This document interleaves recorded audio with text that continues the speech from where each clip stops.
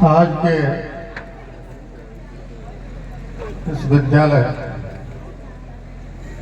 के ग्रामोत्थान उत्सव समारोह में उपस्थित क्षेत्र और आसपास से पधारे सभी सम्मान्य वरिष्ठ प्रबुद्ध नागरिकगण, सम्मानीय अभिभावकगण, परम सम्मानीय मातृशक्ति, विद्यालय के सभी होनहार विद्यार्थी बालक बालिकाएं, विद्यालय के प्रधानाचार्य जी सहित उनके सभी साथी शिक्षक बंधुगण और आपके बीच उपस्थित राजस्थान विधानसभा में हमारे साथी रहे और झुंझुनू से लोकसभा में आपका प्रतिनिधित्व कर चुके माननीय नरेंद्र जी, झुंझुनू के माननीय जिला प्रमुख हरसिंह जी, माउंडिया जी, दहिया जी,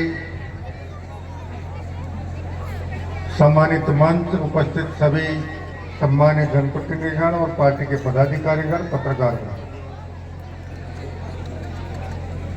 सबसे पहले तो मैं सौर्य जुगलाल जी पूनिया का अपनी भावभीनी शुभकामनाएं अर्पित करना चाहूंगा,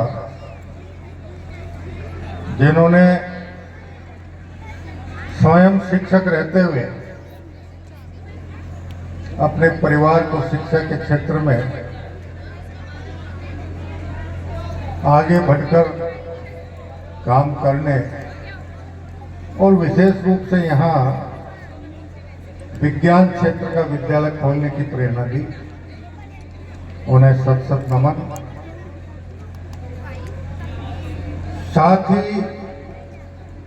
आज के अवसर पर यहाँ उपस्थित परम सम्मान्य मातृशक्ति से एक अनुरोध करना चाहूंगा। भारतीय सभ्यता, संस्कृति और सनातन की दृढ़ मान्यता है, इस संसार में जो भी मानव शिशु जन्म लेता है, अपनी मां के पेट से लेकर शुरुआती 4-5 साल तक उसकी सबसे बड़ी शिक्षक, सबसे बड़ी गुरु उसकी माता होती है। बच्चे के पेट में रहते समय से लेकर जीवन के शुरुआती 3-4-5 साल में उसकी माता की जैसी विचारधारा होती है, वो बच्चों को जिस प्रकार की ज्ञानवर्धक लोरियां सुनाती है, बच्चे को जिस प्रकार की ज्ञानवर्धक कहानियां सुनाती है, थपकी देकर गीतों के माध्यम से भारतीय सभ्यता संस्कृति का ज्ञान कराती है, वही सारा ज्ञान, वही सारे संस्कार बच्चे पर जीवन भर प्रभावी रहते हैं। इसलिए सबसे पहले सम्मान्य मातृशक्ति से मेरा यह अनुरोध रहेगा कि कृपया आप अपने कर्तव्य और दायित्व को पहचानें और पूरी दुनिया में आज की तारीख में भारत सर्वाधिक किशोर और युवा आबादी वाला राष्ट्र है और हम सबको पता है कि हमारी वो बड़ी किशोर और युवा आबादी का एक बड़ा हिस्सा किस प्रकार के रास्ते पर चल रहा है, ये उन्हें जन्म से लेकर, बचपन से लेकर किशोरावस्था तक सही सत शिक्षा और सही सत संस्कार नहीं मिलने का खामियाजा हम पूरा समाज और ये राष्ट्र उठा पा रहे हैं। इसलिए कृपया सम्मान्य मातृशक्ति की ओर ध्यान दें। साथ ही में यहाँ उपस्थित सभी वरिष्ठ प्रबुद्धजन और अभिभावकों से एक अनुरोध करना चाहूंगा। सामान्यतः एक अभिभावक के रूप में, परिवार के मुखिया के रूप में, एक दादा दादी के रूप में, एक पिता के रूप में, एक ताऊ के रूप में, या परिवार के बड़े होने के नाते अपने परिवार की भावी पीढ़ी के प्रति हमारे जो कर्तव्य और दायित्व बनते हैं, हम उन कर्तव्य और दायित्वों को अपने परिवार के उन बालक बालिकाओं को विद्यालय में प्रवेश दिलाकर इतिश्री मान लेते हैं कि मेरे परिवार की भावी पीढ़ी के प्रति मेरा जो कर्तव्य और दायित्व था उसका मैंने पूरी निष्ठा से निर्वहन कर दिया। सामान्यतः अधिकांश अभिभावकों या परिवार के मुखिया के दिलो दिमाग में ये विचार नहीं आता कि विद्यालय मात्र 7 घंटे चलता है, बाकी 17 घंटे में हमारे परिवार का वो बालक, वो किशोर, वो युवा किस प्रकार के वातावरण में रहता है, किस प्रकार की संगत में रहता है, उसकी उठ बैठ कैसी है, उसकी बोलचाल कैसी है, उसका चाल चलन कैसा है,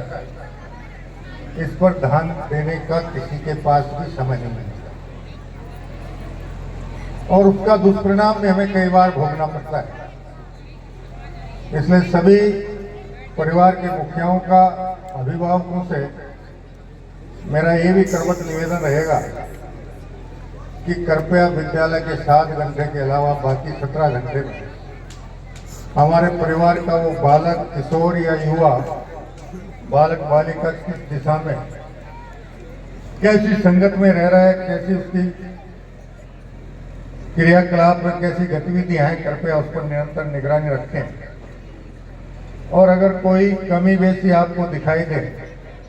तो निश्चित रूप से उसके विद्यालय के शिक्षकों के साथ बैठकर मंथन कर उस कमी को सुधार कर उसे सत शिक्षित और सत संस्कारित बनाने में किसी प्रकार की कोर कसर नहीं छोड़े। साथ ही मेरा शिक्षक बंधुओं से भी और विशेष रूप से प्राचार्य जी सहित सभी से भी एक अनुरोध है कि एक समय था जब हमारे भारतीय सभ्यता संस्कृति में या विश्व की किसी भी सभ्यता संस्कृति में परमात्मा के बाद दूसरा नंबर गुरु का रहता था और उसीलिए कहा गया है कि गुरु गोविंद दो खड़े काके लागू पाए, बलिहारी गुरु आपकी जो गोविंदियो बताए। अब एक समय था जब भारतीय सभ्यता संस्कृति में हमारे यहाँ गुरुकुलों का प्रचलन हुआ करता था। 2-2, 4-4 गांवों के बीच में एक गुरुकुल हुआ करता था और उस गुरुकुल की सारी व्यवस्था गांव के नागरिक मिलकर किया करते थे और गांव के विद्यार्थी कुछ रोज घर आते जाते और कुछ गुरुकुल में रहकर शिक्षा अध्ययन करते थे और गुरु के बताए मार्ग पर चलकर वो अपने आप को श्रेष्ठ विद्यार्थी साबित करने में किसी प्रकार की कोर कसर नहीं छोड़ते थे। फिर विदेशी आक्रांत आते गए, कई आक्रमण झेलने के बाद जब अंग्रेज यहाँ आए और उन्होंने लगातार कई साल शासन करने के बाद भी उनके समझ में ये नहीं आया कि भारतीय सभ्यता संस्कृति में ऐसी क्या विशेषता है कि 1000 साल के थपेड़े खाने के बावजूद भी भारत की सभ्यता संस्कृति, एकता और अखंडता छिन्न भिन्न क्यों नहीं हो पा रही है। तो उन्होंने अपने एक पढ़े लिखे अधिकारी को भारत इस बात का पता करने के लिए भेजा। उसने पूरे भारत का भ्रमण किया और भ्रमण करने के बाद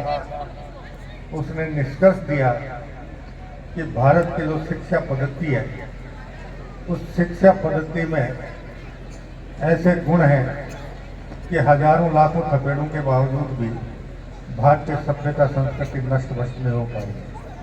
तो उन्होंने सबसे पहले भारतीय शिक्षा पद्धति पर प्रहार किया और अभी कुछ साल पहले तक जिस शिक्षा पद्धति को हम मैकलो की शिक्षा पद्धति के नाम से जानते हैं, उसमें जिस प्रकार का भारत की भावी पीढ़ी को भटकाने का काम किया और श्रमजीवी बनने के बजाय परजीवी बनने का मार्ग प्रशस्त किया। लेकिन सौभाग्य से पिछले वर्षों में धीरे धीरे उसमें सुधार हुआ और अभी पिछले वर्षों में ही भारतीय शिक्षा पद्धति में आमूल परिवर्तन करने की दृष्टि से भारत की नई शिक्षा पद्धति लागू हुई और उम्मीद करते हैं कि आने वाले समय में जैसे जैसे हम हमारी भावी पीढ़ी को पुरातन इतिहास से परिचित कराते जाएंगे, भारत का वैभव सुनकर, पुराना इतिहास सुनकर हमारी भावी पीढ़ी अपने आप को पूर्वजों के योग्य बनाने के प्रयास में निश्चित रूप से रत होगी। क्योंकि भारतीय सभ्यता संस्कृति के 3 प्रमुख चरण हैं: भूतकाल, वर्तमान काल और भविष्य काल। भूतकाल का अर्थ ये था कि भूतकाल में हमारे पूर्वजों ने जो अच्छे काम किए, वर्तमान में हम उनको आगे बढ़ाएं और अगर उनमें कोई कमी खामी रही हो तो वर्तमान में उसमें सुधार कर और उनके अच्छे कामों को तेजी से आगे बढ़ाने का प्रयास करें। अपनी भावी पीढ़ी को अपने पूर्वजों के स्वर्ण इतिहास के बारे में अवगत करें ताकि हमारा वर्तमान भी सुखी रहे और हमारा भविष्य काल भी आप द्वारा बताई गई बातों से प्रेरणा लेकर भविष्य काल भी स्वर्णिम बने। दुर्भाग्य से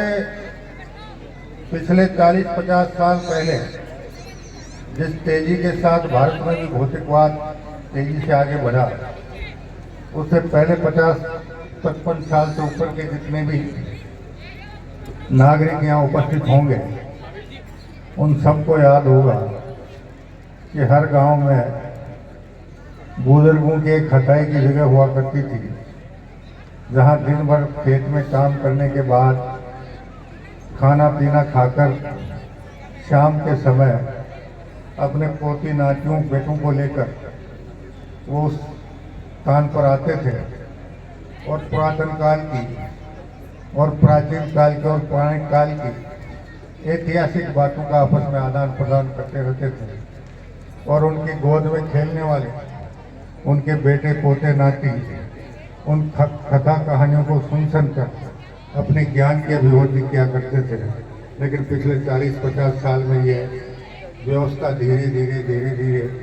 कम होती गई, एकल परिवार बनते गए और इसीलिए भारत सरकार को अब एक बार पुनः शिक्षा पद्धति में बदलाव कर भारतीय शिक्षा पद्धति की ओर देश की भावी पीढ़ी को सही शिक्षा देने के लिए नई शिक्षा नीति का निर्माण करने की आवश्यकता पड़ी। साथ ही मैं इस विद्यालय के सभी विद्यार्थी बालक बालिकाओं से भी एक अनुरोध करना चाहूँगा कि आपके जीवन का एक कालखंड सबसे महत्वपूर्ण कालखंड है। इस कालखंड में आप जितनी कड़ी मेहनत कर लेंगे, जीवन में अनुशासन को जितना महत्व देंगे और सद शिक्षा और सद संस्कार ग्रहण करने का जितना भरसक प्रयास करेंगे, जीवन आपका उतना ही सुखदायी और सफल होगा। और कोई आश्चर्य नहीं कि आप अपने माता पिता का, अपने परिजनों का, अपने मोहल्ले का, अपने गांव का, अपने राष्ट्र का किसी न किसी क्षेत्र में नाम रोशन करने में सफलता प्राप्त कर पाए। साथ ही मैं हमारे शिक्षक बंधुओं के साथ साथ सभी से एक और अनुरोध करना चाहूँगा। जब से आदरणीय नरेंद्र मोदी जी प्रधानमंत्री बने, उन्होंने आज प्रधानमंत्री बनने के बाद सबसे पहला नारा दिया था कि स्वच्छ भारत स्वस्थ भारत, और इस नारे को लेकर कई लोगों ने बहुत मखौल भी उड़ाया, लेकिन इसका जो गूढ़ रहस्य है उसे समझने में हमें लंबा समय लग गया। स्वच्छ भारत स्वस्थ भारत का गूढ़ रहस्य यह है कि अगर आपके आसपास का वातावरण स्वस्थ होगा, चाहूँ और साफ सफाई होगी, आपका तन स्वस्थ होगा, आपका तन स्वस्थ होगा तो आपका मन स्वस्थ होगा, और आपका मन स्वस्थ होगा तो आपका मस्तिष्क स्वस्थ होगा। जब वातावरण स्वच्छ होगा, तन स्वस्थ होगा, मन स्वस्थ होगा, मस्तिष्क स्वस्थ होगा, तो आपके मन मस्तिष्क में सदैव सकारात्मक विचारों का प्रवाह होगा। नकारात्मक विचार आपके आसपास भी नहीं फटकेंगे। और जब व्यक्ति के, इस राष्ट्र के हर नागरिक के मन मस्तिष्क में सकारात्मक विचार होंगे तो हमारे राष्ट्र भारत को दुनिया का सबसे सशक्त, सबसे समृद्ध, सबसे मजबूत, सबसे विकसित और सर्वाधिक सामाजिक समरसता वाला राष्ट्र बनने से दुनिया की कोई ताकत नहीं रोक पाएगी। इसलिए कृपया इस ओर भी ध्यान दें। और अभी पिछले वर्ष उन्होंने एक नया नारा और दिया था। पिछले 60-70 सालों में हमने प्रकृति के साथ बहुत खिलवाड़ किया है और उसके बहुत से दुष्परिणाम भी हमको भोगने पड़े। पहली बार, अब की बार जो बरसात का मौसम गया राजस्थान में, परमात्मा की मेहरबानी रही कि बरसात बहुत अच्छी मात्रा में हुई और सर्दियों में मावठ भी बहुत अच्छी मात्रा में हो रही है। और ये प्राकृतिक संतुलन बना रहे, इसके लिए आदरणीय प्रधानमंत्री जी ने एक नया उद्घोष किया है, एक पेड़ अपनी माँ के नाम। अब सामान्यतः लोग इसका भी मजाक उड़ाते हैं, लेकिन इसका भाव समझने की आवश्यकता है। जब आप या देश का कोई भी नागरिक अपनी माँ के नाम से एक पेड़ लगाए तो उसके मन में सबसे पहले ये भाव आना चाहिए कि जब वो अबोध बालक था, क्योंकि पौधा लगाओगे वो भी अबोध होगा, और जन्म के बाद आप भी 5, 6, 7 साल तक जब अपने पैरों पर खड़े होकर चलना नहीं सीखे तब तक आप भी अबोध थे। उस अबोध अवस्था में आपकी माताजी ने आपका जिस प्रकार से लालन पालन पोषण किया, माँ के नाम से जो पेड़ लगाए, जब तक वो वृक्ष नहीं बने तब तक उसका भी उसी प्रकार से पालन पोषण करें और उसको वर्ष बनने में आप सहायक बने, जैसे आपकी माता ने आपको बड़ा होने में मदद की। और ये कर्म अगर 2, 4, 5 साल लगातार चलता रहा तो पिछले 70-80 साल में हमने प्रकृति के साथ जितना खिलवाड़ किया है, उस खिलवाड़ की पूर्ति हम आने वाले 5-6 साल में ही पूरी करने में सफलता प्राप्त करेंगे। और जब प्राकृतिक संतुलन बनेगा, प्रकृति स्वस्थ रहेगी तो सब कुछ स्वस्थ बनेगा, समृद्धि बनेगी। चारों मौसम वापस जो गड़बड़ा गया, सर्दी में गर्मी पड़ती है, गर्मी में सर्दी पड़ती है, बरसात कब आती है कब जाती है, ये जो मौसम चक्र गड़बड़ा है वो सारा गड़बड़ा हुआ चक्कर वापस प्राकृतिक संतुलन बनाकर हमें हमारे पूर्वजों के कालखंड में जैसा वापस महसूस कराने में प्रकृति किसी प्रकार की कोताही नहीं बचेगी। इसलिए मेरा सभी से निवेदन है कि कृपया इस दिशा में ध्यान दें, मातृशक्ति अपने कर्तव्य दायित्वों को समझें, अभिभावक और परिवार के मुखिया भावी पीढ़ी के प्रति अपने कर्तव्य दायित्वों को समझें, और सभी प्राचार्य जी सहित सभी शिक्षक बंधु भी अपने कर्तव्य और दायित्वों का निष्ठापूर्वक निर्वहन करें, और बालक बालिकाएं भी उनके माता पिता की जो उनसे उम्मीदें हैं और उनकी खुद की जो इच्छाएं हैं उनको पूरा करने के लिए और सत शिक्षित और संस्कारवान बनने में किसी प्रकार की कोर कस नहीं कर छोड़ें, कड़ी मेहनत करें